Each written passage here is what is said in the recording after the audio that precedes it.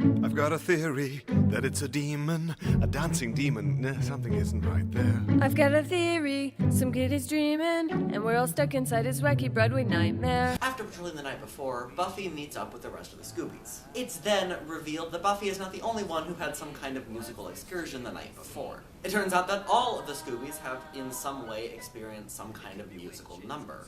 And so we get what we get with a lot of these episodes if they're not pertaining to vampires. When something supernatural occurs, the Scoobies get together and try to figure out what's causing all of these issues. So the Scoobies get together and try to figure out what's causing these musical numbers to occur. But, you know, it happens in song.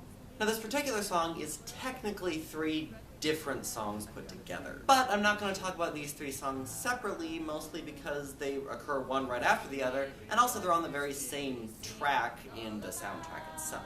So the first 2 songs are basically the Scoobies just trying to come up with ideas. And every single idea has either been set up before, or is the actual thing that's just kind of dismissed. Giles mentions that it could be a dancing demon, but then dismisses it despite the fact that that's basically exactly what it is. Willow points out that they could be trapped inside someone's Broadway nightmare, which wouldn't necessarily be unheard of because there is an episode in season 1 where they are all trapped in nightmares, so it has happened before. Xander points out that it could be evil witches and then kind of sheepishly stops that because Willow and Tara are witches, but they did deal with an evil witch in season 1, so it's not like that's unheard of. And then we get the most unusual and over-the-top scenario from Anya. This is the second song, appropriately enough, entitled Bunnies. Anya goes on a rant where she says it could be Bunnies that's causing all of these problems.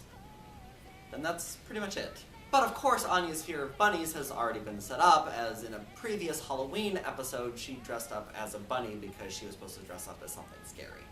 So this doesn't come out of the blue. And if anyone is going to have an over-the-top rock-esque song, it's going to be Anya. So we got that out of the way. The trio of songs finally wrap up with If We Are Together, sung by Buffy, and of course the rest of the crew, but Buffy's the one who starts it. Buffy basically points out that as long as they're together, no matter what happens, they can face it. If there's an apocalypse, if there's death, it doesn't really matter because they've already dealt with apocalypses, and hey, Buffy's already died twice. Not only is this a nice way to kind of end this session of trying to figure out what's wrong, it also is an ultimate juxtaposition of the kind of turmoil that is coming later in the episode. But we're not going to talk about that turmoil at the moment, so for now, that's it for this week's song. So tune in next week for next week's song. See you then!